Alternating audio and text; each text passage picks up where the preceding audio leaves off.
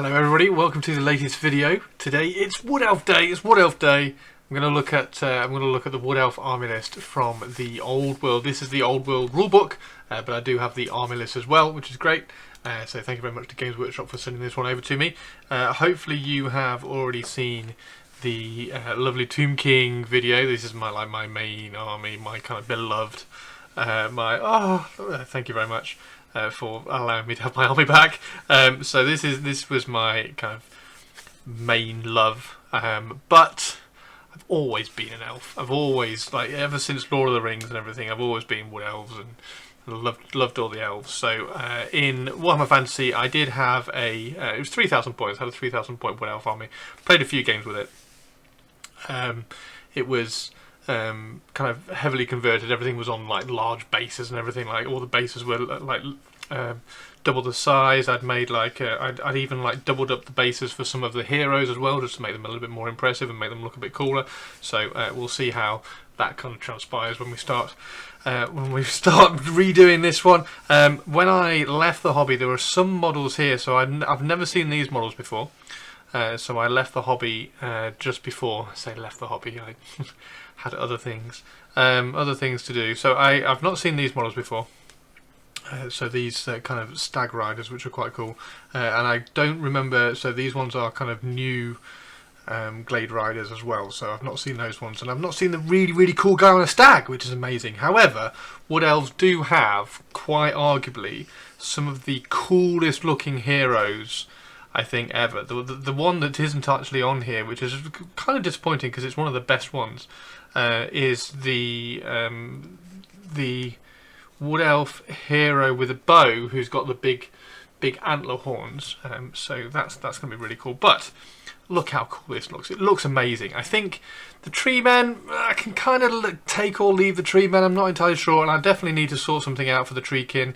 Not a big fan of the treekin. Dryads, I think I'll kind of try and incorporate some of the dryads, but the Warhawk riders, I mean, oh, it just looks so cool. Right, so anyway, what we're going to do is we're going to have a look at the rules for the Wood Elf army lists.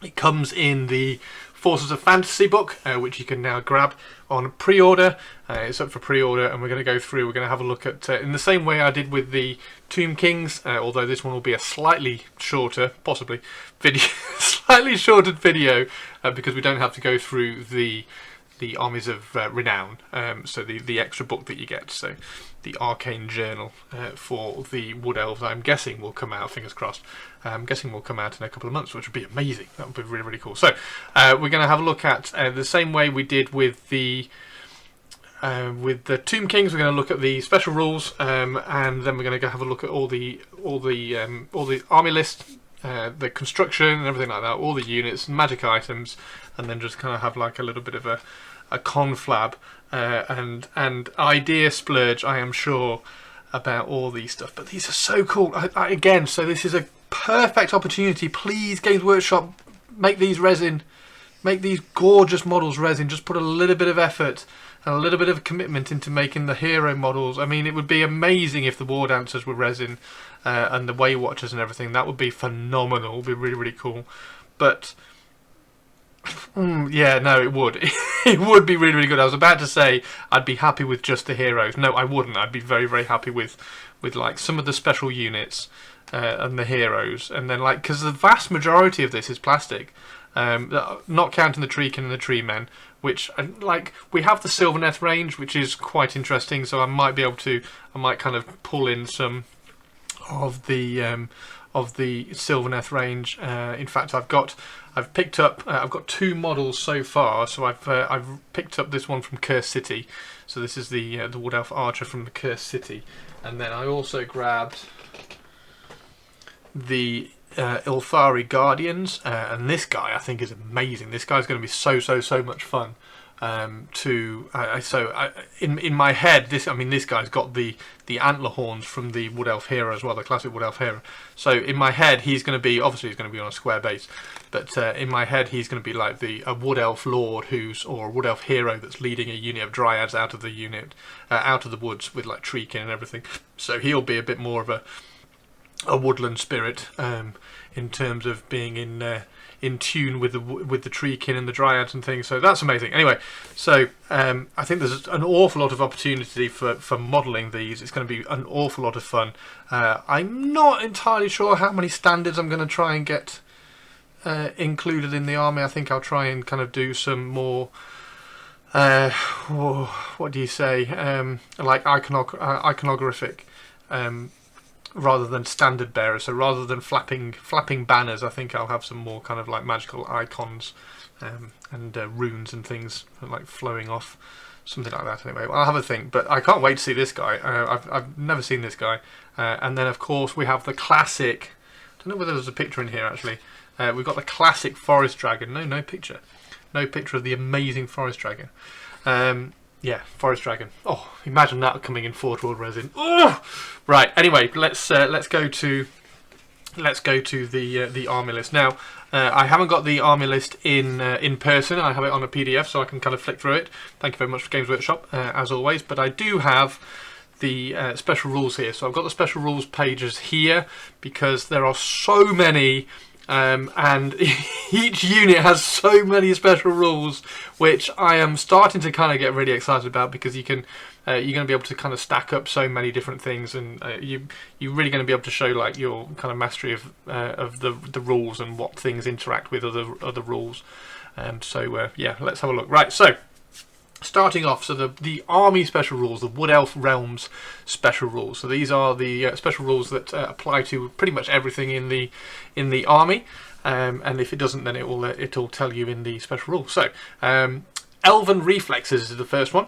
So a model with this special rule, but not its mount, has +1 modifier to its initiative characteristic, up to a maximum of 10 during the first round of combat. So perfect, really good. Going to be very, very important to try and get that first hit in when we do kind of strike into combat, which would be great. The next one is Talismanic Tattoos. So Talismanic Tattoos, we have a 6+ ward save, which is great. So that's going to be obviously for your war dancers and things like that. So we have a 6+ ward save. We also have Tree Spirit, which is a character with this special rule cannot join a unit without this special rule. So you have to kind of match up the keywords in kind of classic Warhammer 40,000 AOS kind of style. So matching up the keywords here. However, a unit with this special rule can use the leadership characteristic of a friendly character with this special rule that is not fleeing whilst within the character's command range, which is great. It allows you to kind of just be a little bit more stable within your battle lines. Tree Whack is the next special rule. So once per turn during the combat phase, a model with this special rule may use one of its attacks to make a single Tree Whack attack. To make a Tree Whack attack, nominate a single model within an enemy unit that is engaged in combat with the target of the attack. That model must immediately make an initiative test. If the test is failed, the target suffers D3 hits, each using the strength characteristic of this model with no armor save committed. Ward and regeneration saves you can attempt as normal. If the test is passed, the target manages to avoid the Tree Whack. So it's like a dexterity save in Dungeons and Dragons. You're kind of like dodging out of the way of the Tree Whack. Very, very cool. Woodland Ambush is the final one, and this one is where we're kind of going to be playing around with some terrain, because once players have finished placing terrain, a Wood Elf Realms player may place one additional wood measuring between 8 and 12 inches at its widest point. So it's only going to be a foot wide, but it can be kind of like whatever kind of shape you like, as long as it's not more than 12 inches at any one given point. This may be placed anywhere on the battlefield that is not within their their opponent's deployment zone and not within 12 inches of the centre of the battlefield. Really, really cool. So there's lots of rules in here that kind of tie into being in a wood or being within 6 inches of a wood. So it's really, really useful that you can like even, although it does feel a bit weird fighting in a desert and then suddenly the wood elves kind of bring a wood out of nowhere. But hey, it's magic for you. Very, very cool. Right. Yeah. So go and buy those. Go and buy those trees. Go and get those trees. It's an interesting one actually, because I think we'll be like particularly for the unit fillers. So the unit fillers idea, which Games Workshop kind of pushed out with Pete the Wargamer as well, helping them. The unit fillers, is a really, really interesting idea to kind of not only just to bulk out your units, but to give them a little bit of thematic character as well. So obviously, because we're wood elves, we could have some woods and some woods, some trees growing out of the centre of the unit, with some of the unit kind of like scattered on top of them and things. So it could be quite cool. And yeah, so grab some of the woods from Games Workshop to help out with that. Right, so the Grand Army composition list. So this is what we're going to be needing to be used, and what we're going to need to put in the army. So we've got characters, core, special, rare, mercenaries, and allies. So characters, up to 50% of your army's points value may be spent on characters, and the characters are 0 to 1 Glade Lord or Spellweaver per 1,000 points, and with 0 to 1 Treeman Ancient per 1,000 points. So this is going to be an interesting one, depending on where the kind of the community ends up with going in terms of what's the kind of average points, or what's the agreed points that we're going to play. Are we going to play 2,000 points, in which case we can have 2 Glade Lords in the army or 2 Spellweavers in the army, or are we going to play 1999, so therefore we only have 1 but we have a larger army around it? It's going to be an interesting one to see where that goes.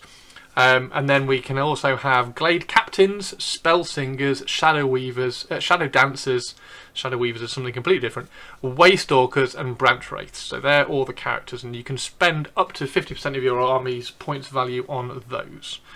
The core. So core is the compulsory, and it's often said that an army is only as good as its kind of core, but with Old World having a much more variety of kind of core units that you're able to take, it is quite cool. So 1 unit of Glade Guard. You need 1 unit of Glade Guard. It says 1+, so you need a unit of Glade Guard. Eternal Guard, Dryads, and Glade Riders can also be taken. And then 0 to 1 units of Deepwood Scouts may be taken as a core choice per 1,000 points. So if you're playing 2,000 points, you can take 2 units of Deepwood Scouts, and you can take those, and they count towards your 25% compulsory core points. Special. So special, you can take up to 50%. So it's same as always. But the units in here are Deepwood Scouts, Wildwood Rangers, War Dancers, Sisters of the Thorn, Wild Riders, and Warhawk Riders. And then per 1,000 points, you can have 0 to 2 units of Treekin as well. Treekin are going to be really, really cool. Definitely going to be looking at Sylvaneth for them. Or maybe just kind of converting some. I don't know. It's an interesting one. That's the kind of the Tree Men and the Treekin idea of can you convert them up out of just twigs and see what happens. Anyway, so rare up to 25% of your army's points value may be spent on 1 Tree Man. 0 to 1 unit of Waywatchers per Waystalker. So if you have a Waystalker, then you can take a unit of Waywatchers. And 0 to 3 Great Eagles per 1,000 points. And then, as always, you can take 20% mercenaries, and you can take up to 25%. You can take allies. So the allies for Wood Elves, we have an uneasy alliance with Empire of Man, and then we have Kingdom of Bretonnia and High Elves. Yeah, we won't be taking any High Elves. That's not happening. And then a Battle Standard Bearer. A single Glade Captain in your army may be upgraded to be your Battle Standard Bearer for 25 points. In addition to their usual allowance of points to spend on magic items, a Battle Standard Bearer can purchase a single magic banner with no points limit. And that's in addition as well. So Glade Captain can maybe, we haven't got there yet, but a Glade Captain might be able to take 50 points of magic items. If he's a Battle Standard Bearer, he can take 50 points of magic items, and he can take a magic banner as well. Okay, let's have a look at some of the units in here and break down some of the very, very cool special rules. Okay, High Wood Elf Nobles.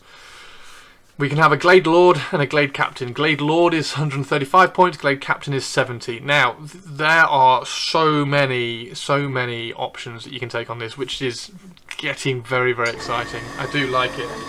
Again, I forgot to turn off my compressor. Sorry about that. So, loads and loads of options. You can give them an additional hand weapon, a great weapon, a cavalry spear if it's mounted. And then you can give them enchanted arrows as well. We are going to scroll down and have a look at the enchanted arrows. They are, however, weapon skills 7 and ballistic skills 7, so pretty much always going to be hitting on 2s, fingers crossed, depending on what they're shooting or hitting. They are movement 5, so a little bit quicker than regular infantry, in terms of regular stuff like dwarfs and things, and men. So strength 4, toughness 3. They do have 3 wounds, initiative 6, 4 attacks, and it's leadership 10 for the Glade Lord. The Glade Captain has got 1 less wound and 1 less initiative and 1 less attack, so it's fine, and 1 less leadership as well. So the enchanted arrows, so they all have an Azray longbow, which is very, very cool, and they have light armor as well, which is fine. Now the enchanted arrows, however, they have you can have an arcane bodkin arrow. You can have Hagbane tips as an arrow. You can have Moonfire shot, swift silver shards, and true flight arrows. Now most of those are between 6 and 3 points. So true flight arrows are 3 points. Swift shiver shards are 6 points. And the arrows. Let's just scroll down to the arrows. The arrows are, where are they? There we go. So the enchanted arrows. So the Azray longbow, just flat out, it's got range of 32 inches. The strength is normal strength, so strength 3, or dependent on what it is in the enchanted arrow. It's got armor bane 1, so if you do roll a 6, then you get an extra armor piercing to it, and it's got volley fire as well, so you're getting extra shots in some ranks if you need to. So some of the models in the Wood Elf army have the option to purchase enchanted arrows. These are used in conjunction with the model's Azray longbow, modifying the weapon's profile as follows. So the arcane bodkins, remember these are all pretty much like 6 to 3 points, whatever, offers no protection against, armour offers no protection against these ensorcelled arrows. An Azray longbow with arcane bodkins has an armour piercing of -2. Brilliant. Hagbane chips. Even a scratch from an arrow dipped in Hagbane sap can prove fatal. An Azray longbow with a Hagbane tip has poisoned attack special rule. So if you're hitting if you roll a 6 to hit, you automatically wound. Perfect. Moonfire shot. Glowing eerily with pale light, the touch of these arrows brings searing agony. An Azray longbow with Moonfire shot has flaming attacks and magical attack special rules. Swift shiver shards. Say that one 10 times when you're drunk. These arrows seem to fly from their bow with on their own accord. An Azray longbow with swift shiver shards has the multiple shots 2 special rule, so you can get to fire twice. Perfect. True flight arrows is the final one. These enchanted arrows seek out their targets with unerring accuracy. An Azray longbow with true flight arrows ignores cover and quick shot special rules. So it's got ignores cover and it has quick shot as well. Quick shot, I believe, is the fire when you have moved, and also a weapon with this special rule does not suffer -1 to hit modifier for moving and shooting, and you can also stand and shoot, regardless of how close the charging unit is. So you can always fire in. And this is kind of what I like about Old World, and it's one of those things that kind of carries over from what I remember when I was playing fantasy as well. It's not particularly important which one you pick, because they all do like very like little minuscule little changes here and there, and it's almost like I'm going to give my Glade Lord is always going to have Moonfire shot, and he's always going to be firing at the thing that's flammable in the opposition army, sort of thing. So if you're fighting at mummies, you're always going to be shooting at mummies, or you're always going to be shooting at some wood thing that's trying to set it on fire. Like the narrative seems to be, it just seems to be so much more deep and involved when we're talking about this sort of stuff. So yeah, how are you going to equip your Wood Elf noble? What weapons is he going to have? And obviously as well, if he is going to have these weapons, are you going to convert and like it's going to affect slightly how you're going to paint it? Okay, so he may also be mounted, so you can take a few things, and then he may also take forest spites. Now forest spites are even cooler. So forest spites are little kind of buffed spites which kind of attach to a unit and then give that unit or that character little special rules. So we'll go over those in a second. And then he may also have 100 points of magic items if he's a Glade Lord, so the expensive one, and a Glade Captain you can have 50 points. Now the special rules, he has the Arrow of Kurnos, evasive, fire and flee, ignores cover, move through cover, rallying cry, and strike first. Yeah, it's got a nice little hash on the strike first, not the model's mount. So you can't put it on a dragon and then have the dragon striking first, which would be amazing. Right. So a couple of the special rules. So you've got the Arrow of Kurnos. Once deployment is complete, but before the roll-off to determine which player takes the first turn, if the general of your opponent's army is within 36 inches of one or more models in your army with this special rule, one of those models may fire the Arrow of Kurnos. If the arrow is fired, the general of your opponent's army immediately suffers a single strength 3 hit, with no armor or regeneration save permitted, although you can take a ward save. However, if the Arrow of Kurnos is fired, your opponent adds +1 to their roll when rolling to see who takes the first turn. So once you've deployed, if you want to give up your first turn, or like give up a bit more of a chance of having the first turn, then you can fire a strength 3 shot, an arrow across the battlefield into the opponent's general. Just kind of starting the fight. I love it. I love it. It's brilliant. Okay, so we're going to go and have a quick look at the Forest Spites now as well. So the Forest Spites, you can give up to 50 points of Forest Spites into a Lord or a Captain, and there are there are 7 Forest Spites that you can give. Now you can put these in a few different units, but you can put them on characters as well. So this model and any unit it joins gains terror if you buy a Blight of Terrors Spite, and that is 50 points. So Forest Spite for 50 points. And of course these don't affect magic items, so these are in addition to magic items as well. So you can have a terror causing character, and then you can give him some magic items as well. So a Muster of Malevolence is 40 points, so Wood Elf Nobles and Waystalkers only. An enemy model hit by one or more shooting attacks made by this model's Ezra longbow suffers an additional D3 strength 2 hits, each with an armor piercing of dash. So no armor piercing. But they do have armor bane 1. So if you do roll a 6, they are armor piercing of 1. It's just, oh dear, it's brilliant. So you are literally firing a Muster of Malevolence along with the arrows. Load of Forest Spites, which are doing extra hits. Okay, so a Befuddlement of Mischiefs is the next one. This one is 30 points. They all get cheaper as we go down. During the combat phase, a single enemy unit that is in base contact with this model suffers a -1 modifier to both of its weapon skill and initiative characteristics. Really, really useful, particularly because we get +1 initiative as well in the first turn of combat as well. So a Murder of Spites is 25 points. When this model's combat is chosen during step 1 of the combat phase. Okay, now they're talking about step 1. I thought it was a sub-phase. Anyway, the sub-phases of phases and phases of stuff. It's like, okay. A single enemy... Right, so I will start that again. Sorry, I got slightly distracted with the grumble. When this model's combat is chosen during step 1 of the combat phase, a single enemy unit is engaged with suffers D3 strength 2 hits, each with an armor piercing of -1. So you got a kind of a Murder of Spites off surrounding this character, and then when he gets into combat, one unit takes D3 strength 2 hits. A Lamentation of Despair is the next one. This is 20 points. Unless the model is fleeing, enemy units that are within 6 inches of this model suffer a -1 modifier to their leadership characteristic when making a fear, panic or terror test to a minimum of 2. So you can't take their leadership down to a less than always passing on a double 1. So yeah, unless it's running away, a -1 leadership aura, which is quite cool. 20 points. An Annoyance of Netlings is 15 points, which is one of the best names ever. Forest Spite, the Annoyance of Netlings.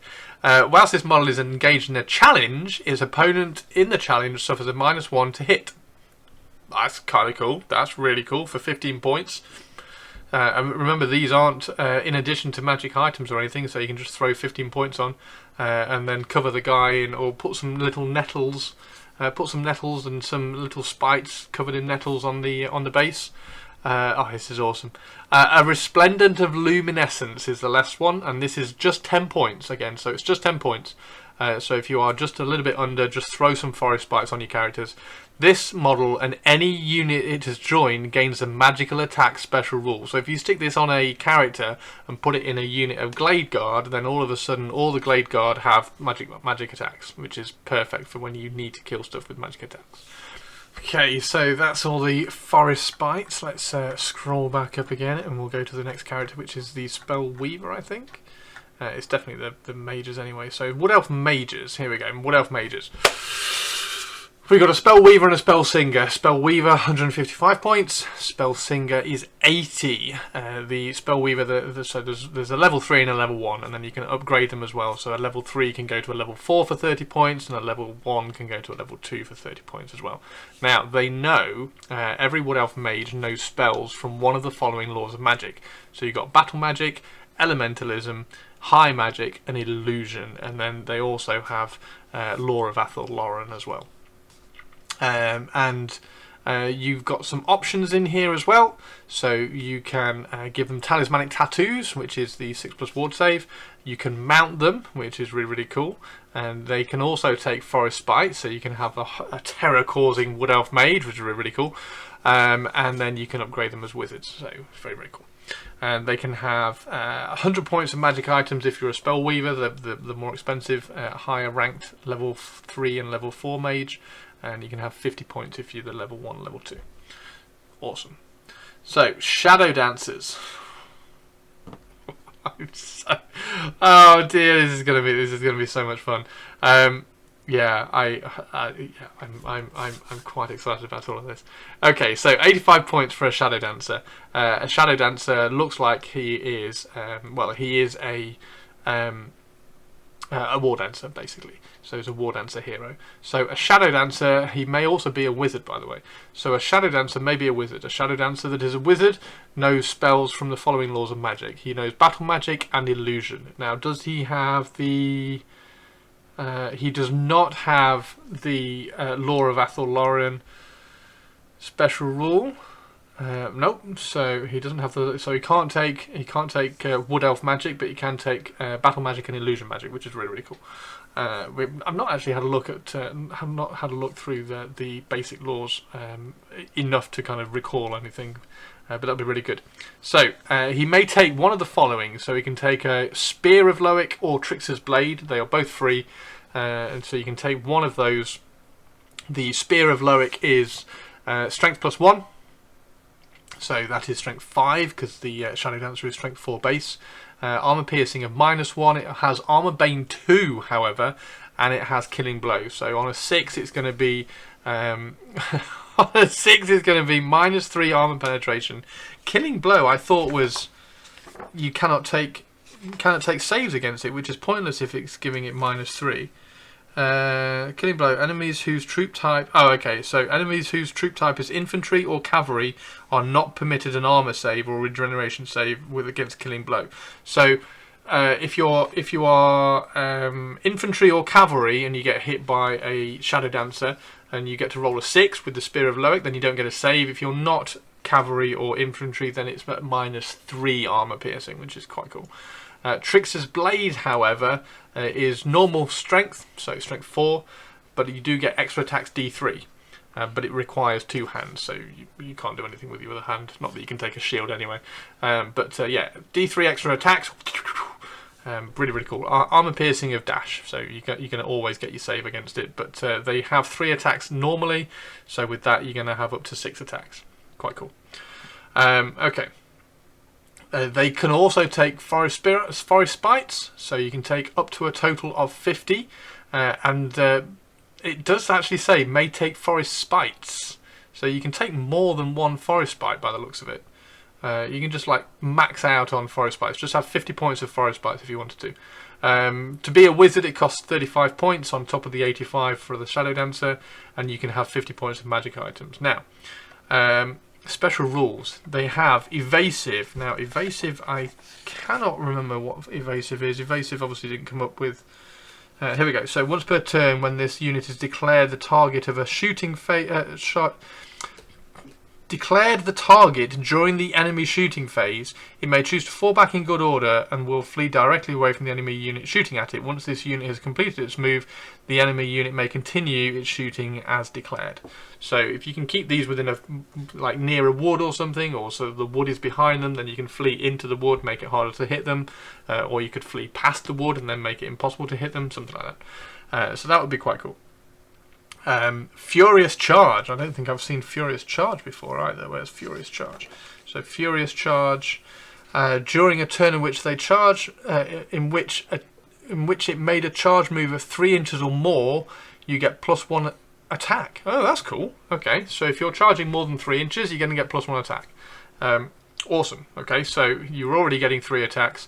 You're getting 4 attacks if you've got the Spear of Loek on the charge, which is the strength +1, and then with Trickster's Blade you're getting 3 +1 plus D3, so up to 7 attacks on the charge, which is quite good.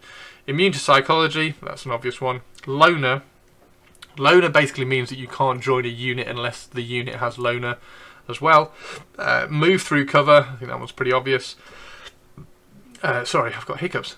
Strike First, which is always good. Strike First is great.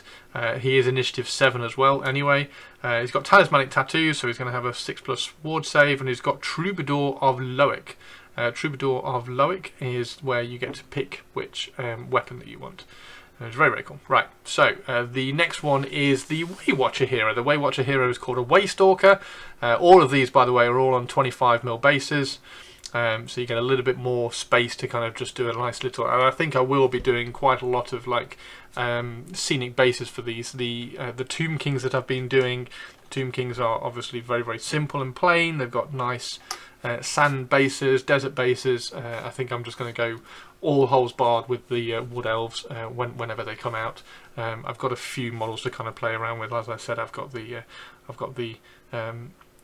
Archer from Curse City, so I'll do some sort of woody base and get some trees and everything related onto those. So a Waystalker, 25mm base, like I just said. He's still ballistic skill 7. Oh yes, sorry, the Shadow Dancer is weapon skill 8. Thank you very much. Awesome. I miss weapon skill. I miss weapon skill statistics. That's awesome. So weapon skill 8. The Waystalker is weapon skill 6, but it's ballistic skill 7. So he's usually going to be hitting on a 2+, which is great. Strength 4, toughness 3. He's got 2 wounds, initiative of 5. He's not going to get into combat, or he shouldn't be. He's only got 2 attacks, and he's 85 points. He comes with a hand weapon and an Azray longbow, so you can give him the enchanted arrows, so you can give him the arcane bodkins, the Hagbane tips and things like that. Again, 6 points, 6 points, 3 points for Moonfire Shot, 6 points for Swift Shiver, and then 3 points for True Fight arrows. He can take light armor for an extra 3 points, and you can give him 50 points of Forest Spites. I'm loving these Forest Spites. Now, this is where we get the first of the, and I do like this, I like how they're kind of allowing you to upgrade characters and units with special rules. So you can give them the Ambusher special rule for 10 points, which is great. And we'll just kind of double check. Ambushes, I think, is the roll a dice at the beginning of a turn, and on a 4+ they turn up any way you like. So Ambushes, on a roll of a 4+, the unit arrives entering the battlefield as reinforcements during the compulsory move subphase. The unit may be placed on any edge of the battlefield chosen by its controlling player, but cannot be placed within 8 inches of an enemy model. If any ambushes are still holding reserve, they are automatically arrive in turn 5. So you can give him Ambusher's special rule for 10 points, so that turns him into a 95-point character, and then plus any extra stuff you want. So, special rules, he has Elven Reflexes, so he gets +1 initiative on the first turn of combat, which is great. He also gets Evasive. He has Feigned Fight. Feigned Fight, which is... Feigned Flight is, if this unit chooses to flee as a charge reaction, it automatically rallies at the end of its move, which is perfect. So you can fire and run away. Well, you can fire and flee because it also has the fire and flee special rule. So fire and flee, you can charge. If you get charged, you can make a fire and flee as a charge reaction. The unit launches a volley of weapon fire before turning to flee from the enemy. If a unit with this special rule is armed with missile weapons and can draw a line of sight to the charging unit, it may declare that it will fire and flee. The unit will stand and shoot as described in the normal rules before turning in tail and fleeing from the charge. However, due to the time spent shooting at the charging flow, when making its flee roll, the unit rolls 2d6 and discards the lowest result. So you're going to be kind of running away. And then, of course, you also have the feigned flight as well, so it automatically rallies at the end of that movement as well. Hawk-Eyed Archer. Hawk-Eyed Archer is a cool special rule. It also has ignore cover, move through cover, and it has scouts. Now we'll quickly check what scouts means. So scouts is units with this special rule may be deployed after everything else, and then can be deployed anywhere on the battlefield more than 12 inches away from the enemy. If deployed in this way, scouts cannot declare a charge in the first turn, so that's really, really cool. So they get to go anywhere on the battlefield on deployment at the end of the deployment as well, which is really, really cool. Now, the Hawk-Eyed Archer is a Wood Elf special rule specifically, and this one is a model with this special rule can target any enemy character it can draw a line of sight to. Oh wow, I'd missed this. Regardless of the usual rules for targeting lone characters. In addition, a model with this special rule can target a specific model within its target unit, such as a champion or a character. So, yeah, you're going to want a Waystalker, aren't you? That's super cool. That's so cool. What enchanted arrow are you going to give him? You're probably going to give him, when he's picking out, you're going to give him an extra armor penetration, give him Arcane Bodkins for 6 points, make him armor penetration of -2. Hagbane Tips, I'm not sure is really worth it just for poison attacks. I think you want a bit more armor penetration, so you want that punch, don't you? So you either want Arcane Bodkins for the extra punch, or you want the multiple shots. So the multiple shots is the Swift Shiver Shards. Yeah. So Swift Shiver Shards, and they are Swift Shiver Shards are the 6 points, and then the Arcane Bodkins is also 6 points. So you can either have -2 armor penetration, or the extra shots. So I think that's quite a cool little combination. Right, so Treeman Ancients, hello. Right, Treeman Ancients, interestingly, they've got 2 different base sizes. So you have to put them on at least a 50 by 50 mil base, which is cool, or you can put them onto a maximum of a 50 by 75 mil base. And the way this works is if the number that comes first is the front rank, so the front width is 50 and then it can be 75 mil deep. If you look at the Tomb Scorpion for the Tomb Kings of Khemri, it's the other way around, so it's 75 by 50, so the 75 wide and then 50 deep on the Tomb Scorpion. So this one, a Treeman Ancient, can be a little bit deeper, so it's 50 mil by 75 mil, which is really cool. He's 265 points. Now, forgive me if I'm wrong, he doesn't seem as tough as I remember. He doesn't seem as tough as I remember. He's toughness 6 with 6 wounds. He's got full plate armor though. He does have full plate armor, which is fair enough. But yeah, toughness 6, 6 wounds. He's strength 5. He's got movement 5, ballistic skill and weapon skill 5. He's only got initiative 2, but he's got 3 attacks, and he's got Oaken Fists, which is great. And he's also got Strangle Roots. So Oaken Fists he's strength 5, so it's strength 5 hit. He hasn't got any special rules, it's just armor piercing of 2. So it gets 3 attacks at strength 5, armor piercing of 2. It also, however, gets Strangle Roots, which is a range 12 shooting attack at strength 5 again. It's armor piercing of 1, but it has multiple shots d6 plus 1, which is rather interesting. That sounds quite good. Now you can also make him a wizard, so he's already a level 2 wizard. You can make him a level 3 wizard for 30 points or a level 4 wizard for 60 points, and you can take 100 points of Forest Spites. So you can make this Treeman Ancient just like 1,000,000 points if you wanted to, which would be really, really good. He only knows Battle Magic and Elementalism. Does he have Atholarian? He does, so he can have Atholarian magic as well. He has Close Order, Flammable, which means the flammable one is on a 4+, I think. If you get shot by fire, you take an extra wound. Where's Flammable? Where is Flammable? Flammable. A model with this special rules cannot make a regen save against a wound that is caused by a flaming attack. So he has regeneration 5+ as well. So he's got full plate armor and regeneration 5+. He's got magical attacks. He's got move through cover. He's got stomp attacks at D3. Now we did do stomp attacks in the Tomb King one, but I'm just going to remind myself again. There's just so many special rules in here. So he's got D3, so stomp attacks can be made by the model in base contacts. Stomp attacks are made in combat that always strike at initiative 1, so always do the stomp attacks last. They automatically hit and they use the unmodified strength. So stomp attacks, so you get D3 auto hitting attacks at a strength 5. It's stubborn, it causes terror, it's got timber, which is hilarious. That's where it falls over when you kill it. I think it's only strength 3 hits when you fall over, so you randomise the direction that it's going to fall, and it's D6 hits using the strength characteristic of the model, so it's D6 strength 5 hits at an armor piercing of -1. So yeah, when you do kill it, it's going to randomise. It's got Tree Spirit and it's got Tree Whack. Tree Whack is brilliant. So Tree Whack is it's a special rule that we read earlier, so it can use one of its attacks and just absolutely clobber someone if it wants to. So Branch Wraiths is I think it's the final one. Yeah, so it's the final character. So a Branch Wraith is the final character. It's an 80-point little character. These are the ones that I think you're going to end up putting in with the Dryads and things. So a Branch Wraith is a level 1 wizard, and they know Battle Magic, Elementalism, and Illusion. They do have Law of Athel Lorien, so you can give them some Wood Elf spells, which we'll go over in a little bit. You can give them an additional hand weapon, or you can give them a great weapon. Okay. Branch Wraith, I thought they were going to be fighting with their branches, but there we go. Maybe I'll give them a branch great weapon. That'd be quite cool. Great weapon is 4 points, so 84 points. Got 2 attacks at strength, strength 4. Great weapon strength 6. Could be quite good.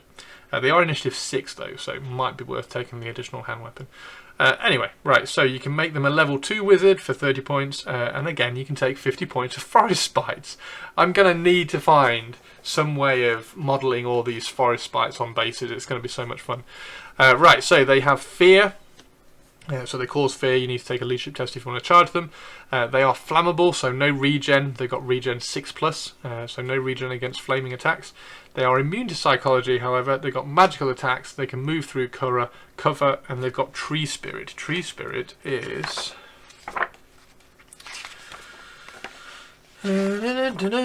Tree Spirit. Is Tree Spirit in here? Tree Spirit is not in here, so Tree Spirit must be a... Tree Spirit a Wood Elf special rule, which I've forgotten about already. No, oh yeah, Tree Spirit. Character of this special rule cannot join a unit without this special rule. Okay, so yeah. So you can't have a Branch Wraith leading a unit of Glade Guard, that's fair enough. So yeah, Tree Spirit. So they're just going to be going with Treekin and Dryads and things like that. Okay, so character mounts. Elven Steed, 14 points. A Great Stag, which I love the model for, I think that's amazing, is 50 points. A Warhawk is 30. A Forest Dragon, which is a Glade Lord only, that is on page 138, which is that the next page? Oh no, that's down further on. And a Great Eagle, which is on page 139, so that's the next page as well. And then a Spellsweaver and a Spellsinger can also be mounted on an Elven Steed, a Unicorn, a Warhawk, or a Great Eagle. So Warhawk and Great Eagle, so that's quite cool. Elven Steed is... so an Elven Steed is on 30 by 60 cavalry base, which is good. Great Stag is on a 50 by 50. Unicorn is on a 40 by 60. Okay, so 40 wide and then 60 long. And then a Warhawk is on 50 by 50. So that's quite good. Fast Cavalry and Swift Stride for the Elven Steed. Swift Stride is the extra on the charges, so it's the roll an additional d6 and then add 3 as well, I believe. Fast Cavalry. What does Fast Cavalry do? Fast Cavalry. If all the models in the unit are in open order, the unit may perform a quick turn even if it marched. Okay, so you can always be moving nice and quick on that one, which is great. Now, a Great Stag has Armoured Hide 2. Now, Armoured Hide 2, I believe, gives adds 2 to the armor save. Yeah, so you get an additional 2 to the armor save if you are mounted on a Great Stag, which is quite cool. Crown of Antlers is a combat weapon, so it's strength of 5 because it's the Great Stag is strength 5 itself.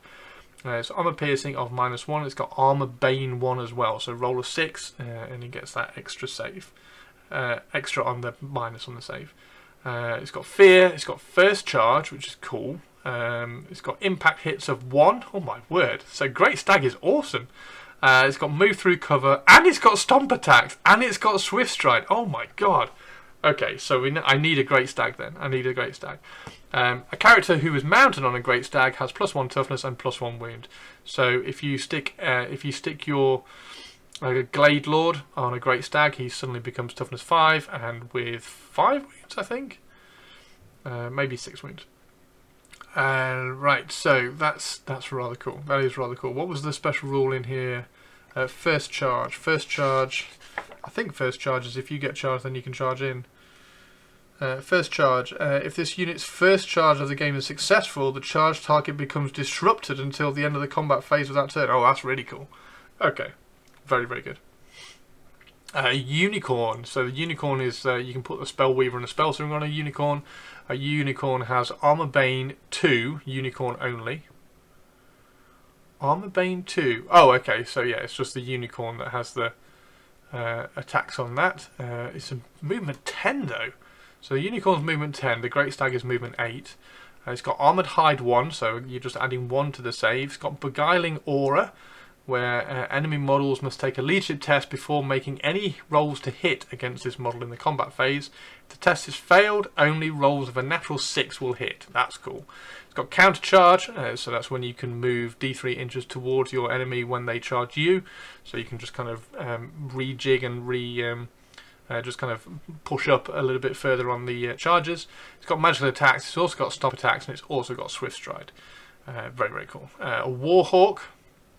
So a Warhawk is 30 points, a little bit smaller than a Great Eagle. If you mount a character on a Warhawk, you get +1 toughness. Cool. And I think everybody can have a Warhawk. Yeah, everybody can be on a Warhawk, so you can either have a Glade Captain, Glade Lord, Spellweaver, or a Spellslinger. They can all go on Warhawks. They have Wicked Claws, which are strength of the user, which is strength 4, -2 armor piercing, no other special rules on that. They also have Evasive, Fear, Feigned Flight, Fly 10 inches, and movement 2 inches if they're on the floor, and then swift stride as well, so they're getting that extra charge for the Warhawk. Okay, this is awesome. Right, let's get into the units. Okay, so the units we've got Wood Elf Archers and Eternal Guard are the first 2 units. Now the Wood Elf Archers, you can take either Glade Guard or Deepwood Scouts. Now they're identical in terms of stat line. The movement 5, weapon skill, ballistic skill 4, like any elf. Strength and toughness 3, like any elf. 1 wound, 4 initiative, 1 attack, and leadership 8. Now, the Glade Guard are 11 points, and the Deepwood Scout are 13 points. Now, what you get for that extra 2 points, the Glade Guard have Elven Reflexes, Move Through Cover, and Open Order, so no special rules, really. The Deepwood Scouts, however, for the extra 2 points, they gain Evasive, Fire and Flee, Scouts, and Skirmishers. So they skirmish. They can scout move at the beginning of the game. They have Evasive, which is the fall back in good order as when they're getting shot at, and they get Fire and Flee as well, which is when you get charged, you can fire at them and then run away.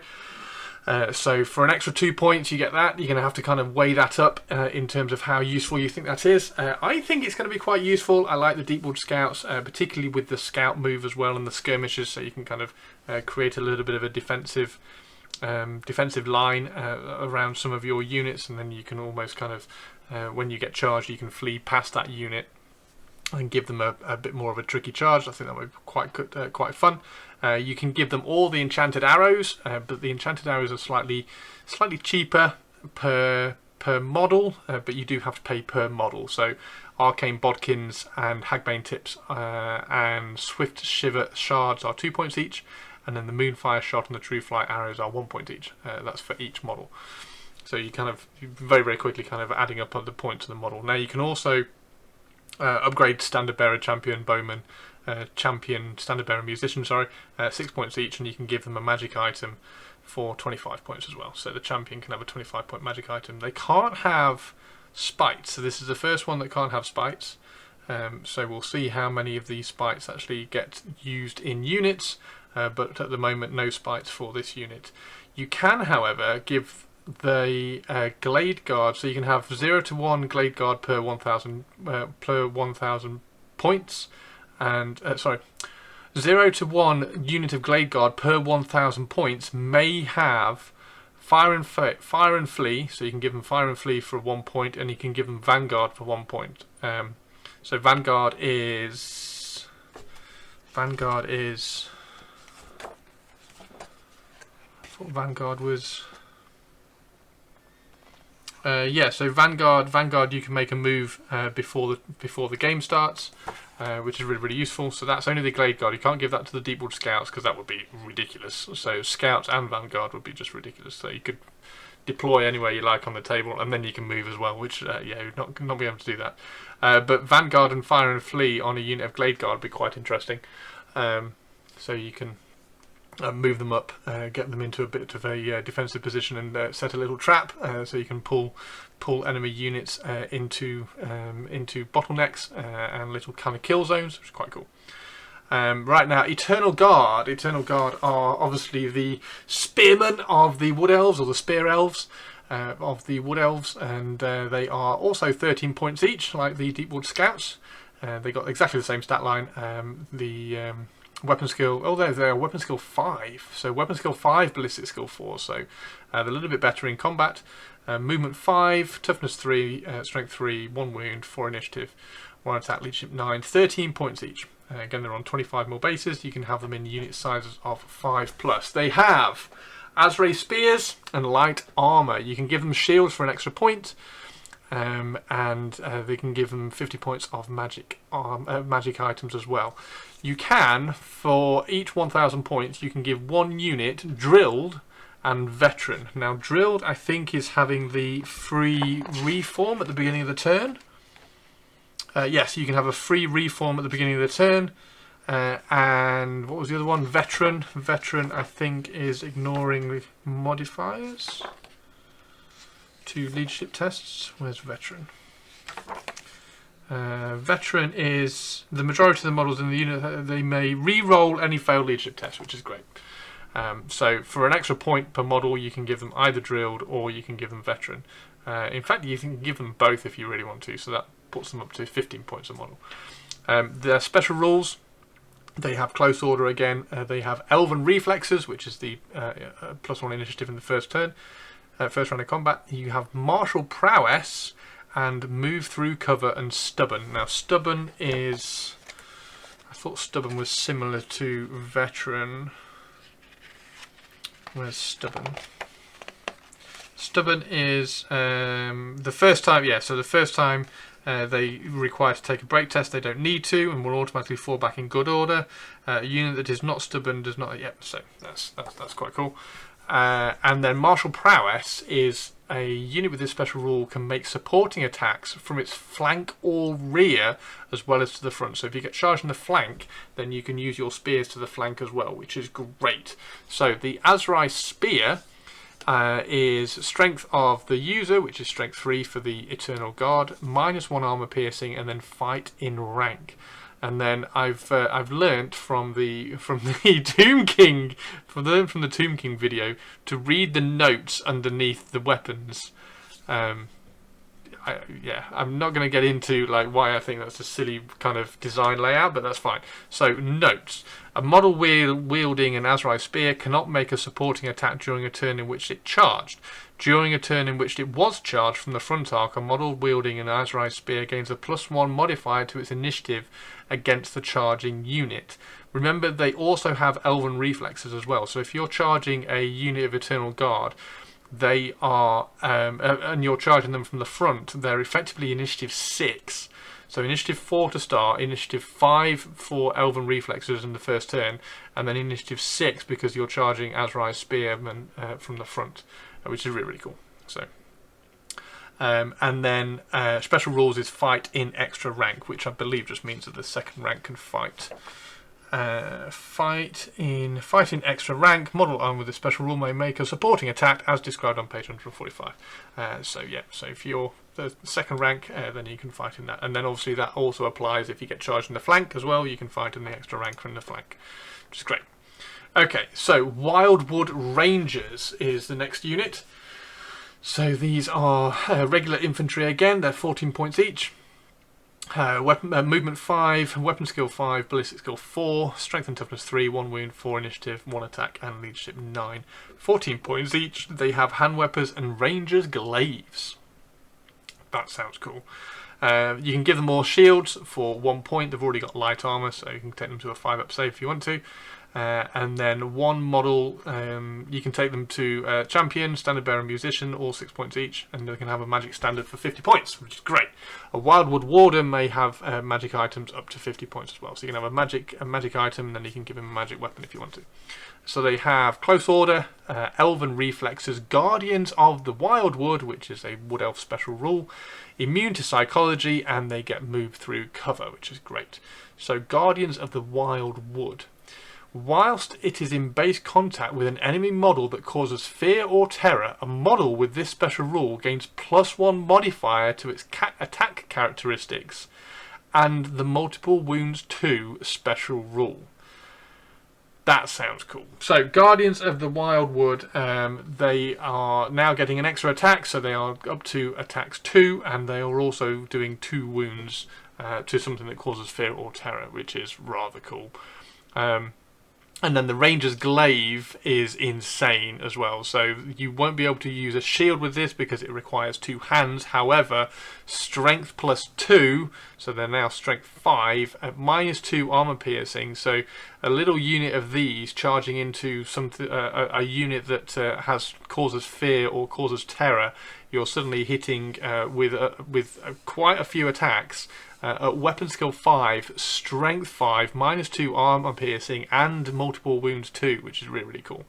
So really, really nice little kind of surgeon scalpel unit to go and pick out enemy monsters. Generally, monsters are going to be causing at least fear. So yeah, really, really nice little unit. They are in a actual unit, so they are close order. They're not like skirmishers, so you're not going to be running as freely as, say, War Dancers or anything, but really, really good to go and pick out some enemy monsters. Speaking of War Dancers are 16 points each. Unit size of 5+ as well. 25mm base, regular infantry, as always. They just come with hand weapons. You can give them an additional hand weapon for an extra point, so they go up to 2 attacks each. They've only got 1 attack at the moment. And you can also give them a throwing spear for free. So that's cool. So any model in the unit may take one of the following. So you can take either a throwing spear or you can take an additional hand weapon, and you can mix the unit, which is great. Champion, standard bearer, and musicians are 6 points each, and magic standard, you can give them a magic standard, which is interesting, for 50 points. And the blade singer, which is the champion, can have 25 points worth of magic items. Now they have Dancers of Loec, which is a special rule that has more kind of choices within it. They have evasive, furious charge. Furious charge, I think, is +1 strength. Furious charge +1, another +1 attack. So if you during a turn in which it made a charge move of 3 inches or more, so as long as you're charging more than 3 inches, you're getting another attack in the first round of combat, which is great. So if you give them an additional hand weapon, they're going to get 3 attacks in the first round of combat. They're immune to psychology, always. Loner, which means that they can only be joined by loners, which was the War Dancer hero. They are Motley Crew. Motley Crew means that you can mix in the weapons, so you can have an additional hand weapon and throwing spears within the same unit. They've got move through cover again. They've got open order. They've got skirmishers, strike first, and talismanic tattoos. Talismanic tattoos, remember, is the Wood Elf special rule for 6+ ward save. That's really good.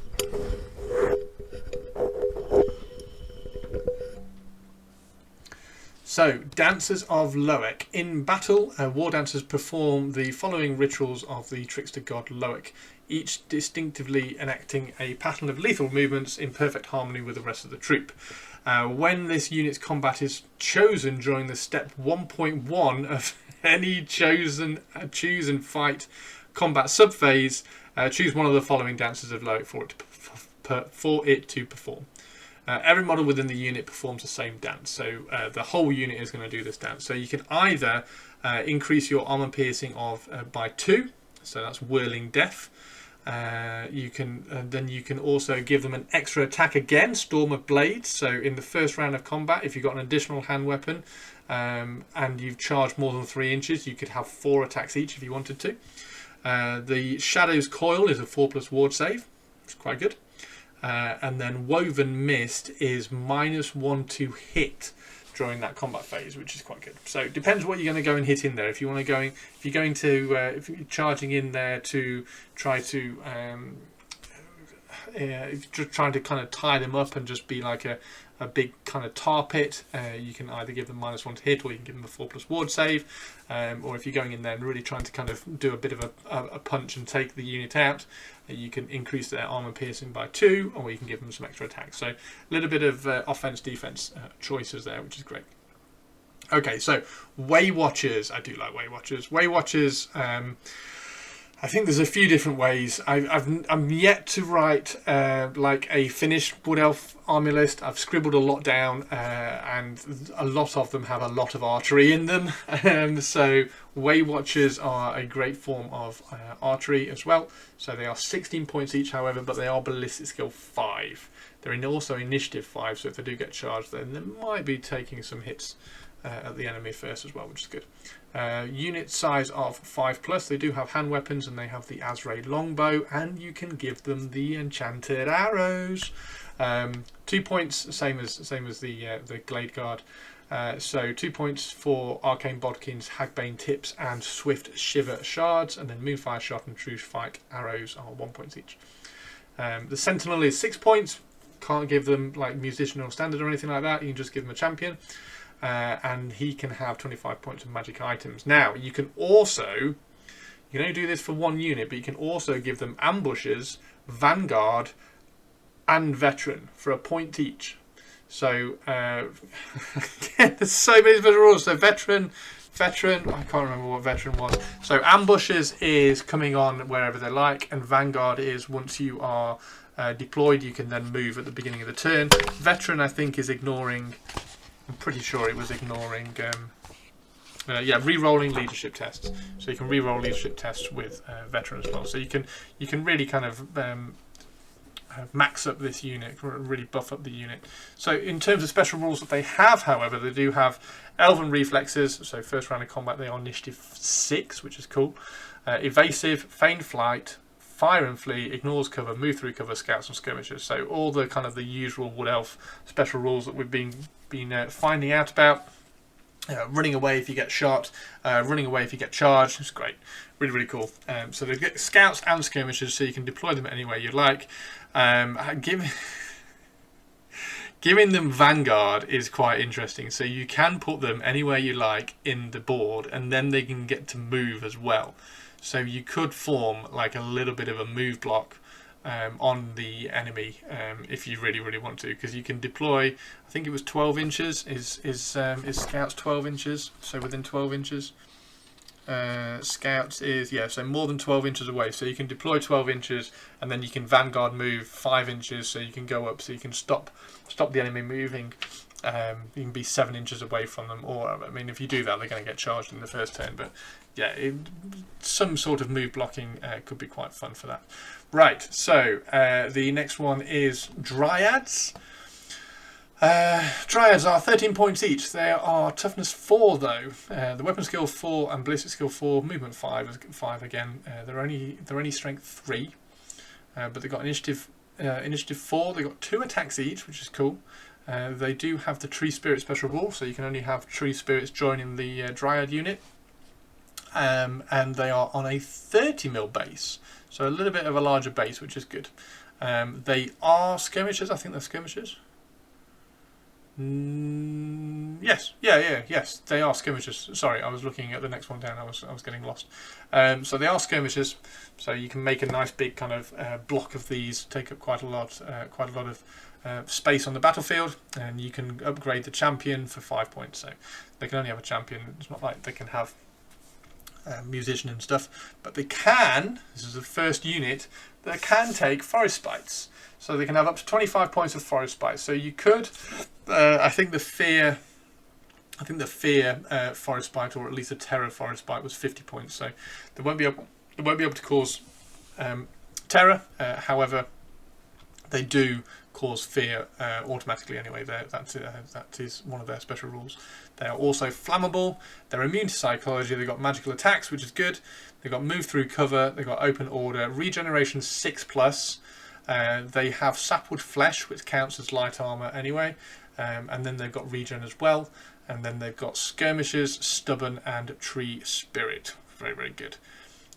Yeah, so the idea that I had, that I was going to have one of these as like a wood elf hero leading a unit of dryads, I can't do that because it's only tree spirit. So this is going to have to be like a branch wraith, and then the branch wraith can lead the unit of dryads. So this could be a branch wraith, kind of counts as conversion, which could look quite cool. Okay, treekin is the next one. So these are the funky ones from the army shot, if you remember. So these ones here, so these are the treekin, and they are on 50mm bases. So they're on nice big 50mm bases. They are monstrous infantry. They've got hand weapons and hardwood flesh, which is heavy armor, so they've got a 5-up save, really, really good. And you can have an elder, which is just a champion, so they're 51 points each of these, so that's a unit of 200 points there. So 51 points each, and an elder is 7 points, and they can have 25 points of forest spites again.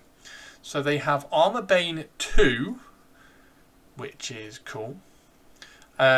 They have close order, fear, flammable, immune to psychology, magical attacks, move through cover, regeneration 5+ this time as opposed to a dryad 6+, stomp attacks. So at the end of the turn they're going to be doing 1 extra attack at strength 4, which automatically hits. They are stubborn, tree spirit, and they also get tree whack.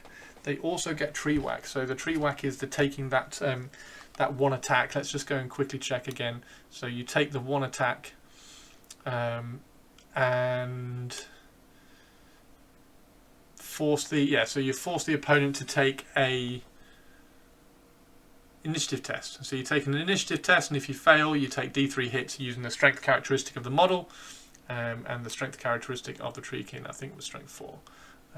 Treekin is strength 4. So yeah, tree whack, D3 strength 4 hits, and they already have 3 attacks as well. So you can take that down to 2 attacks each. And then do one of the attacks as a bang tree whack, which is just cool. Oh dear. Right, so I'm trying to think what I could use.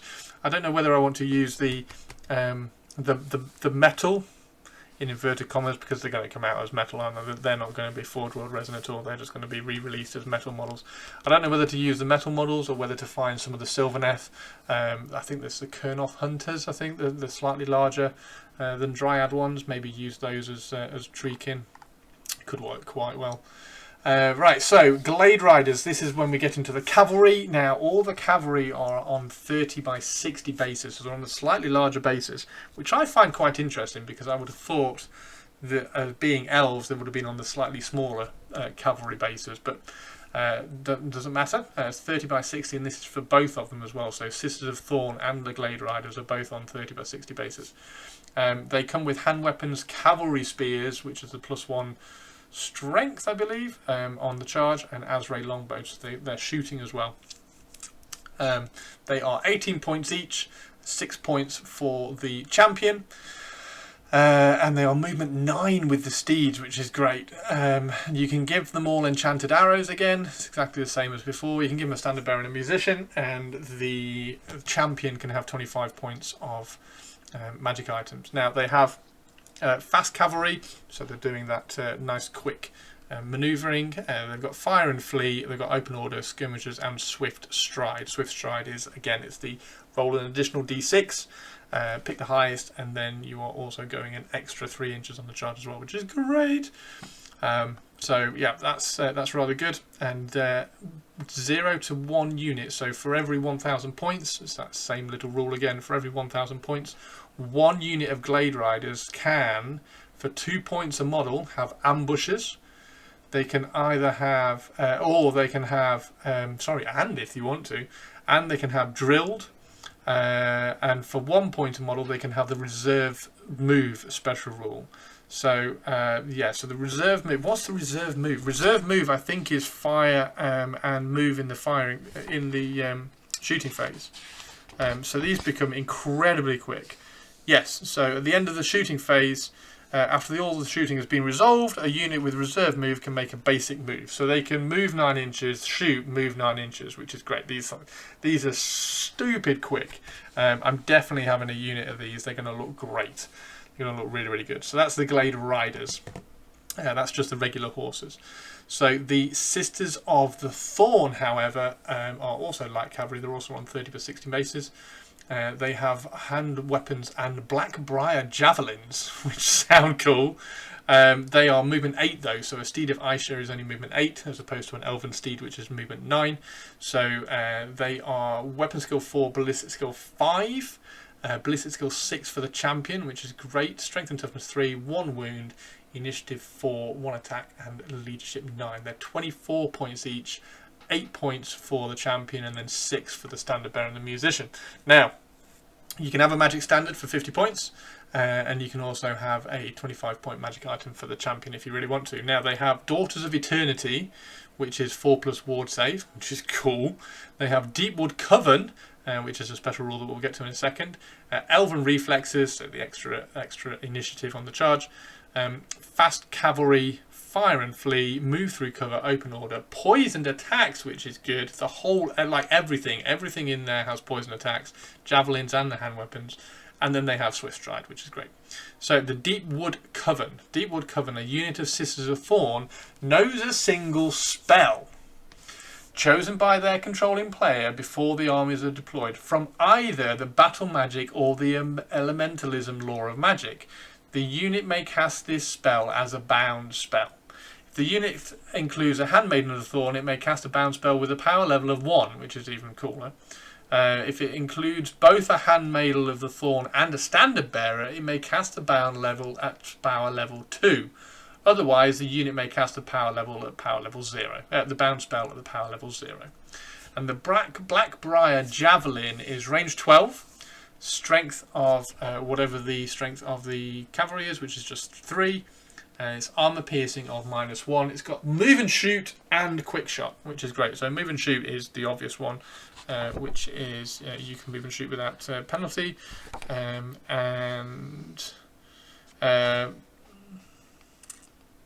Even if it marched. No, okay, so you can march with these and then shoot. And then the quick shot. The quick shot, of course, is doesn't suffer the -1 to hit of moving and shooting, which is cool. So, yeah, so these guys, again, these are just like silly quick. And then they've got Swift Stride as well. These are going to be fun. This is going to be fun. Okay, so now the alternative build for the Sisters of the Thorn in the kit are the Wild Riders, and the Wild Riders are 27 points each. So they are a little bit more expensive than the Sisters. However, they come with hand weapons, hunting spears, and light armor. So they do get the save, and you can give them more shields as well. Now, a hunting spear is strength +1, so they are already strength 4 as well, which is interesting. So this makes them strength 5 in combat, -2 armor piercing, and armor bane 1, which is great. Now, there has a note on the weapon. A hunting spear can only be used during a turn in which the wielder charged. In subsequent turns, the model must use the hand weapon instead. So if you charge, then you can use a hunting spear. If not, you just get to use the hand weapon, which is fine. But you really want to be charging with these. They are movement 9. However, they do have counter charge, which is perfect. Thank you very much. So if you charge them, they're charging you anyway, so they're counter charging. Thank you very much. They got Elven Reflexes, Fast Cavalry. They cause fear. They have Frenzy, so you always have to charge if you can. They've got Furious Charge, so you get an extra attack when you do charge. And this is crazy. Wild Riders and Wild Hunter only, yeah, so not the Steeds. So the Steeds don't get the extra attack. They've got Move Through Cover, Open Order, Swift Stride, and Talismanic Tattoo. So they've got a 6+ ward save as well. Oh my word. Okay, so Let's try and keep up with this one. So they have counter charge, so they're pretty much always going to be counting as charging. They have furious charge as well, so they're going to get an extra attack on the charge. So if you charge them and they counter charge you, or if you charge with them, then they're going to be getting 2 attacks each at strength +1, which is strength 5, minus 2 armor piercing, and armor bane 1, and their weapon skill 5. So they're going to be hitting generally on 3s against most things. Yeah, so a unit of 5, just 5 of these is going to be having 13 attacks on the charge. 13 attacks on the charge, hitting on 3s, maybe 2s. At -2 armor piercing, and then any 6s as well. It's armor piercing 3. Yeah, these are quite good. Can they have? They can't have spites, but you can give them a magic standard, which would be quite interesting to go and see what we can give them as magic standard. And we'll get to that soon. Yeah, they're quite good. I like them. I like them a lot. So I'll have to have some Wild Riders as well. Too many things. Okay, so Warhawk Rider. Warhawk Riders. It'd be interesting actually. I don't know whether the Warhawk Riders, looking at the oh dear, high elves. Looking at the, I don't know whether these are. They look very different to the metal ones that I remember. So I'm wondering whether these are plastic. Wondering whether these are plastic upgrades that I missed. Although that bow does look quite chunky, so maybe they are still metal. We will see when they come out. We will see. Okay, so Warhawk Riders. Let's go back to the. There we go. They are. Warhawk is movement 2. However, it does have fly 10, so it's fine. They're 44 points each, though. They're monstrous cavalry. They're only ballistic skill 5 on the Warhawk Rider. Sorry, ballistic skill 4 on the Warhawk Rider. I was expecting them to be 5. Ballistic skill 4. They're toughness 4 though, so they get the +1 toughness from the Warhawk. They have hand weapons, cavalry spears, so they do get the +1 strength on the charge, and they have Azray longbows, which means that they can have the enchanted arrows. So they can have the arcane bodkins. I'd probably try and give these ones the swift shiver shard, so they can have extra shots. I think that might be quite good for these ones. Slightly more of a harassing unit to kind of go around the flanks and just get in lots of shots on things. Try and pick out some. Go and pick out some War Machine crew and things like that. And you can give them a champion as well, so they're 44 points each. Champion is 8 points. And the champion can have 25 points of magic items. Now, they have Elven Reflexes, they have Evasive, which is the runaway. Once per turn, so if you get shot at, you can run away. Does it just a normal? In the shooting phase, it may choose to fall back in good order and will flee directly away from the enemy unit. Okay, so it is a dice roll to see how far you go. So they have Evasive. They cause fear, which is cool. That's very good. They've got Feigned Flight, Fire and Flee, Fly 10 inches, Skirmishes, and Swift Stride. So they are definitely kind of getting in there on the charge with the Swift Stride. They're firing and fleeing. They've also got the Feigned Flight as well, so they're automatically rallying at the end of the Fire and Flee, which is great. In combat, the Warhawk itself has Wicked Claws. Warhawk has 2 attacks at Strength 4, -2 armor piercing, which is good. And then the Warhawk Rider only has 1 attack, but it does have Cavalry Spears, so that's at Strength 4 as well. Yeah, that's pretty cool. I'm liking that. Warhawk Riders. I'm gonna. Oh, this is. Oh, I can see my Wood Elf army like just creating in my mind. Now I am going to do my Wood Elf army is not going to be green, so I'm not going to do a green Wood Elf army. My Wood Elf army is going to be a autumnal one, so they're going to be browns, oranges, and reds, which I think is going to be great. Browns, oranges, reds, and then coppers and brass.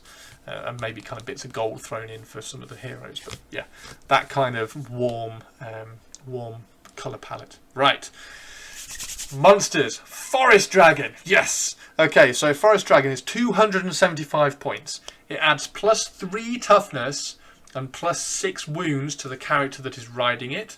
It is on a 60 by 100 mil base, so it's on the base size that's slightly larger than the Chariot base, so it's just 10mm larger than a Chariot base. I think it's one of the new base sizes that they brought out for this game. It has Wicked Claws, Serrated Maw, Soporific Breath, and Draconic Scales, which is cool. Okay. It has, in terms of special rules, it has Close Order. It's got Fly 10 inches, so it can fly 10 inches. If it's on the ground, it can move 6 inches. It's a large target, so I think that one is large target is you don't count the negatives for being behind cover. Large target, yeah, full or partial cover. They don't suffer the negatives to hit. It's got Stomp Attacks D6, so at the end of the combat, then you're doing D6. Strength 7. It's Strength 7. D6 Strength 7 hits at the end of combat. It's got Swift Stride, and it also causes terror. Of course, it causes terror. Right. Okay. Let's have a look at how hard it hits in combat. So, it's got Wicked Claws. So they are Strength 7 -2 armor piercing. It also has a Serrated Maw, and you have to pick which one of these you want to attack with. So it has 6 attacks normally. So you can either make 6 attacks at Strength 7 at -2 armor piercing, or you can use the Serrated Maw, which is 6 attacks at Strength 7. Same again. It doesn't have any armor piercing, but it does have Armor Bane 2 and multiple wounds 2.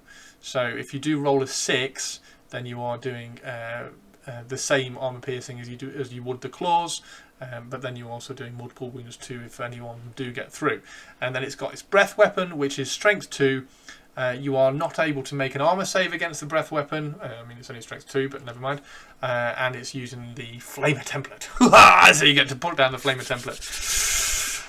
Forest Dragon may only be included in your army as a character's mount. Its points are added to that of its rider. So it's 275 points. Yeah, Forest Dragon. Need a Forest Dragon. Please, please, please, Games Workshop, make it resin. Thank you very much. I don't mind. Like the old models. I think they're great. A lot of the old models are great. They just need to be resin. If they make them Forge World resin, it just makes them so much more usable, so much more convertible, so much more reposable and paintable and using on the game. Like, it's nicer to move around resin and plastic models than it is metal models. Metal models just don't feel like it's the same thing I have with Lord of the Rings as well. It's just not nice moving metal models around. It's not as nice anyway. Right, so Great Eagles are the next monster. So you can have Great Eagles can just go into the army, but they can also be a character mount as well. So a Great Eagle is a monstrous creature, and it goes on a 50 by 50mm base, which is cool. Be interesting to see if we can use some of the Lord of the Rings ones. This is Gwaihir from Lord of the Rings, so if you do want to use some Greater Eagles, then I would probably recommend grabbing Gwaihir from the Lord of the Rings range, because it's gorgeous. And then he just needs to be on a square base rather than the circle base for Lord of the Rings. So I may pick up a second Gwaihir, and then I can have that for my Greater Eagle. For my Wood Elves, there's a top tip for you. They also have Wicked Claws, and they have Serrated Maw as well. So it's the same thing. And they just have slightly less strength.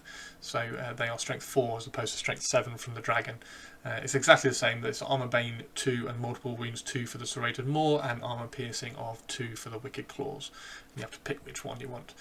Although it does have a Stomp Attack. So it has Stomp Attacks 1. So at the end of the turn, it's doing an extra attack at Strength 4.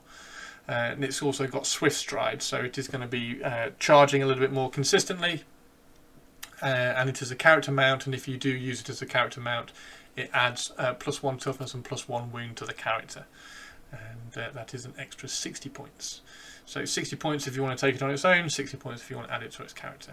Okay, so the final unit is the Tree Man. Now, the Tree Man is Strength 5, Toughness 6. This one's only got 5 wounds as opposed to the Ancient Tree Man, which had 6 wounds, if you remember. It's got 5 attacks, Leadership 9. It's 215 points, and it's got the same base size of 50 by 50 at least, and then 50 by 75 max. So if you want to have that slightly larger base, it's going to be deeper, but it just gives you a bit more room to do some kind of cool base scheme on it. So that's what you can do with the Tree Man. It's got the Oaken Fist and the Strangle Roots, exactly the same as the ancient one. And it's got the arboreal armor, which counts as full plate armor, so 4+ save on the big tree man. It's got Armor Bane 1, so all of its attacks, if you do hit the 6, then it's going to be doing an extra armor penetration. It's got Close Order, Flammable, so you can set it. Of course, you can set a tree man on fire. It's immune to psychology. It's a large target. It's got magical attacks, move through cover. It's got regeneration 5+. It's got so many special rules. Stomp attacks D3, so at the end of the turn, at the end of the combat, it's doing an extra D3 attacks that automatically hit at strength 5. It is stubborn, causes terror. It's got timber, so when it's killed, then it falls over. It's a tree spirit, and it has tree whack as well. So it's a tree spirit. I don't know why it has tree spirit, because it's not going to be able to join a unit, is it? Because it's a Behemoth. So I don't quite know why it has tree spirit, because tree spirit that's the only thing that tree spirit did. I'm pretty sure it was anyway. Let's just double check. Tree spirit, character with a special rule, cannot join a unit without the special rule. A unit with a special rule cannot be joined with or use a leadership characteristic. However, if this unit with a special rule can use the leadership characteristic of a friendly character with this special rule. Okay, so the Dryad can then use the Tree Man's leadership, which is leadership 9 if they want to. Okay, right, so that is all the units. So the last bit we have to look at is all the magic weapons, and we will start kind of planning what kind of magic weapons and standards and things that we want to put on units. So we have the Spear of Twilight, the classic Spear of Twilight, 65 points. Spear of Twilight, strength as user, so normal strength. It is -2 armor piercing. However, if you roll a 6, it has killing blow, so you can't make any saves against it, and it's magical attacks. Notes: when the wielder of the Spear of Twilight makes a roll to wound, a roll of a 3+ is always a success, regardless of the target's toughness. So this is going to be really, really cool. So you can charge this into pretty much anything, and it's always going to be wounding on a 3, which is fabulous. Really good for, because I think in my head the Wood Elves seem to struggle maybe a little bit at taking out high toughness targets. Obviously you have the tree men and things, so you're going to have to maneuver quite well. But everything is generally, although actually no, we've got a fair bit of like strength 5 around. But anyway, regardless, this is always going to be wounding any model on a 3+, even if you're kind of charging into a steam tank or something. Blades of Loic. So this is another special magic item, magic weapon. This is 45 points. I'm guessing you can only give this to... No, you can give this to anybody you like. So Blades of Loic, it's a combat weapon. Strength of user, it gives you D3 extra attacks, which are magical attacks. However, it does require you to use 2 hands, so you can't use a shield. And with those extra attacks, the wielder of the Blades of Loic may re-roll any failed rolls to wound. So re-roll wound rolls. It's really, really good. Bow of Lauren. Love the Bow of Lauren. Bow of Lauren counts as an Azrae longbow. So if you have a Azrae longbow, you can use the enchanted arrows, I believe, but let's carry on reading. The wielder of the Bow of Lauren may make a number of shooting attacks equal to their attacks characteristics rather than the usual one. This model does not suffer any modifiers for firing multiple shots. Oh, that's quite good. So it counts as a Bow of Lauren. The Bow of Lauren counts as an Azrae longbow, and the heroes. The hero's data cards, the hero's stat line said that if you have an Azrae longbow, then you can use the enchanted arrows. I would imagine that you could use the enchanted arrows with the Bow of Lauren. The Bow of Lauren is Armor Bane 1 as well, so if you roll a 6, then you're getting an extra pip of armor piercing. And they count as magical attacks, so you can then give them... Oh, this is going to be really cool. So then you can then give them the enchanted arrows as well. The enchanted arrows you could get... I mean, if you're getting shots equal to the number of attacks you have, and then giving them swift shiver shards, you're getting, that's doubling the shots, so that's multiple shots too. So if you have 4 attacks, how many attacks does... Let's go and have a look at how many attacks So an elf noble has 4 attacks, so you might I think this makes sense. You can have 8 shots. You can have 8 shots with a bow, pretty much hitting on a 2 because of weapon skill, ballistic skill 7, at armor bane 1, or you could give them, arcane bodkins so that they've got an armor piercing of -2 straight away at 4 shots at armor piercing 2, and then if you roll a 6, it's armor piercing 3. Oh, that could be cool. So that's going to be the classic model with the big horn antlers and the bow down by his side. I love that model. It's really, really cool. Okay, so the last one. So we've only got 4 magic weapons, which is fine. The Bow of Lauren is 40 points. I don't know whether I said that. Aziende's Bane is 10 points, and this is also a bow. It's range 32 inches, strength of whatever. And then it's armor bane of 1, so again you get that if you roll a 6, you get an extra pip of armor penetration, magic attacks, and quick shot, which is great. Again, it counts as an Azrael longbow, so you can give them enchanted arrows. The wielder may re-roll a single failed to hit made during the shooting phase. However, if the re-roll also fails to hit, the wielder suffers a single strength 3 hit with no armor no armor piercing. So yeah, that's quite cool. So yeah, you will hit this shot. I said you will hit this shot, and then you get hit if you miss it twice. But yeah, that's quite cool. Give that to a quick Glade Lord, and yeah, that'd be quite good for 10 points. So we've got 2 pieces of magic arton, 2 pieces of magic armor. We have the Helm of the Hunt, which is 50 points. May be worn with other armor, which is good. A wearer of the helm improves their armor value by 1 to a maximum of 2+. In addition, the wearer has a +1 modifier to both their weapon skill and attacks characteristic during a turn in which they charge. Okay, and until it came to during a turn in which they charge, I was already adding that to the Bow of Lauren and the doubling attack shots.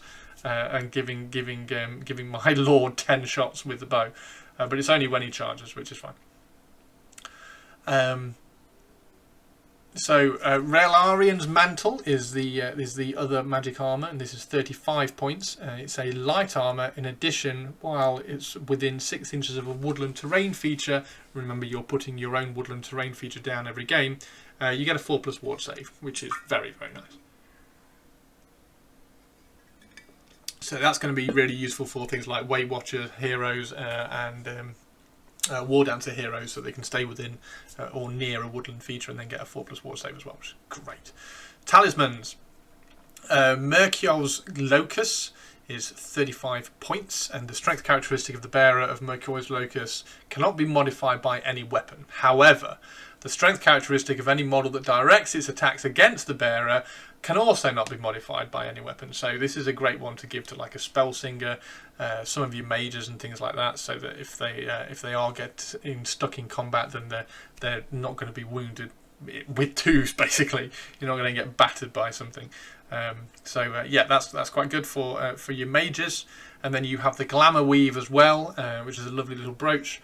30 points. Enemy models must take a leadership test before making any rolls to hit against the wearer during the combat phase.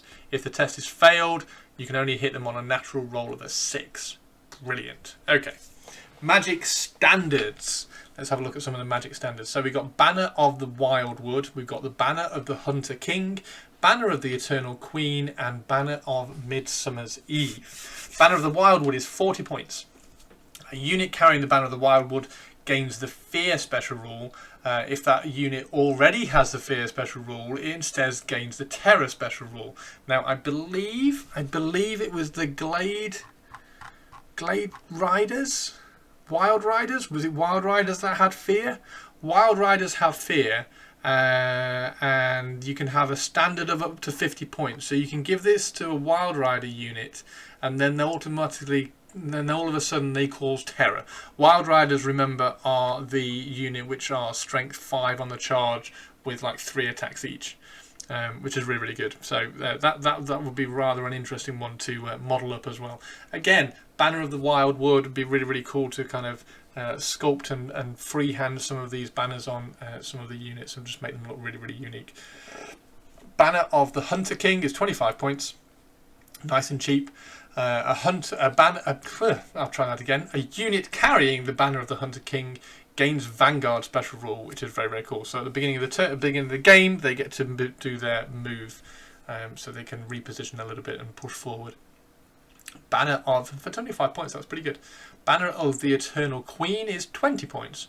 When calculating its combat result, a unit carrying the banner of the Eternal Queen may claim an additional bonus of +1 combat result point if it is within 6 inches of a woodland terrain feature. So again, that terrain feature, that wood that you're putting down at the beginning of the game, is getting really, really useful. If you can stay near that with the banner of the Eternal Queen, then you're standing a good chance not to lose any combats with that extra combat result. A unit carrying the banner of Midsummer's Eve, which is 15 points, gains ignores cover. I mean, obviously this is like an obvious banner of where it's going to go. It's going to go on to some archers in the backfield, so that they can ignore cover while they are shooting. Then we have enchanted items and arcane items just to finish off. So, enchanted items, we have a Wraithstone, which is 50 points. Unless the bearer of the Wraithstone is fleeing, enemy units suffer a -1 modifier to their leadership characteristic within 6 inches. So a nice 6-inch aura of -1 leadership. Hail of Doom Arrow, the classic. Okay, so this has a asterisk next to it, which I believe means it is a common magic item. Just double check. Yes, so it is it's extremely common. So everybody, if they want, can have a Hail of Doom arrow, which is great. What were the other?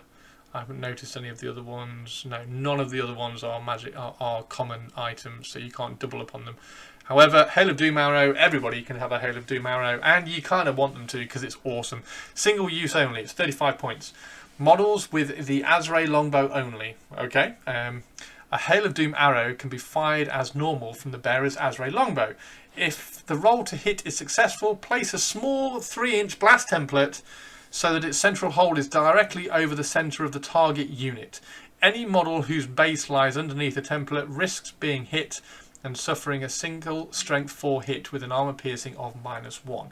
So risking being hit is a roll of a 4+. And it is a magical attack, which is even better. Okay, really, really cool. Awesome. And then the next common item is a Wailing Arrow, which is 20 points. This is also single use only, and it's also models with an Azrael longbow only. A Wailing Arrow, however, can be fired as normal from the bearer's Azrael longbow. Any unit that suffers an unsaved wound from this shot must take a panic test as if it had taken heavy casualties. Bye! Brilliant. So it's an arrow that screams at you, that kills your mate, and then makes you run away. So arcane items, you've got 3 arcane items here. We've got a Deepwood Sphere, which is 45 points, and unless the bearer of the Deepwood Sphere is fleeing or engaged in combat, then they may use it when an enemy wizard is within 6 inches of a woodland terrain feature successfully casts a spell.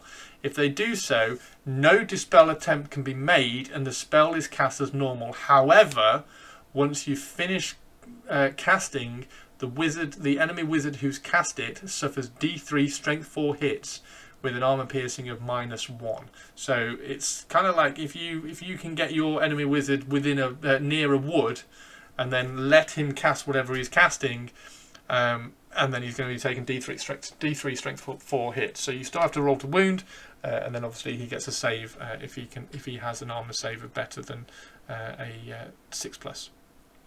Oaken Stave is 40 points.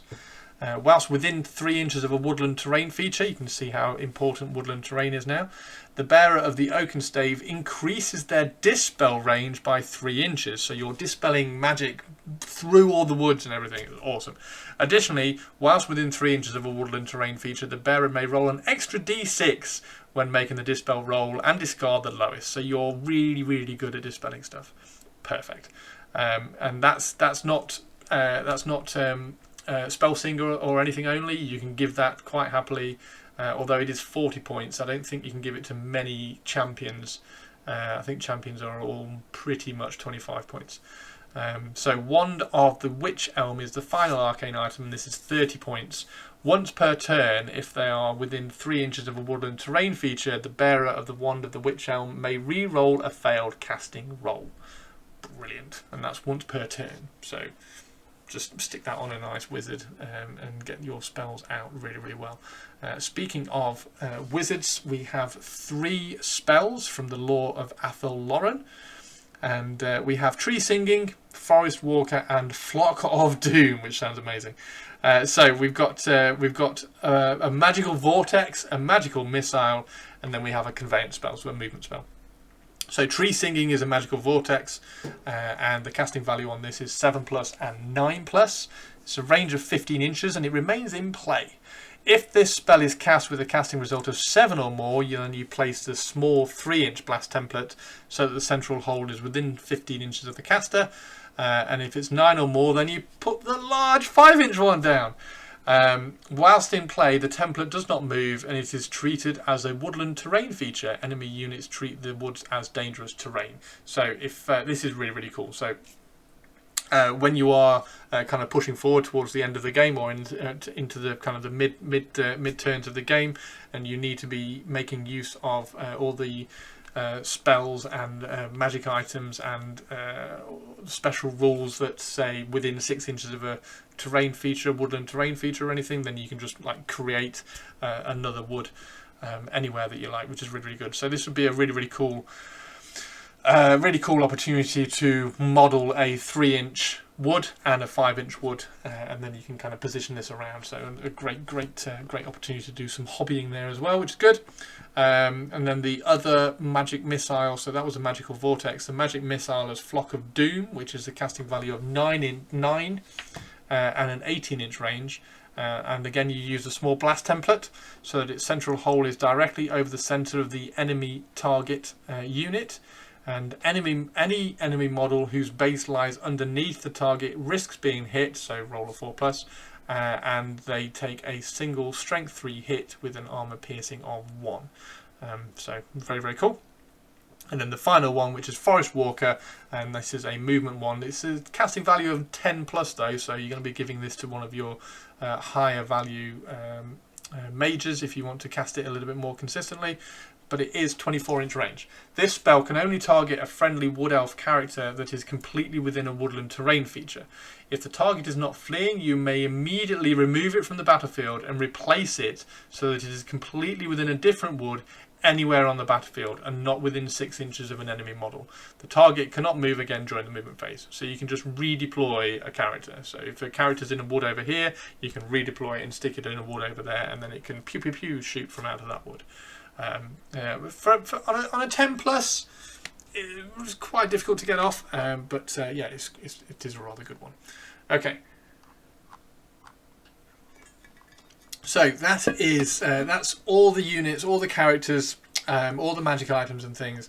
I'm stupidly excited to more than anything to kind of hobby and create unique little units and things about this, because they've got so many kind of little, like they've got the forest spites, they've got the enchanted arrows and everything. So the wood elves, I think, have given you an awful lot of opportunities and abilities to do conversions here, there and everywhere, a little bit more so I think than my beloved Tomb Kings. The Tomb Kings, obviously they still do have some opportunity for conversions, and I've started doing many already.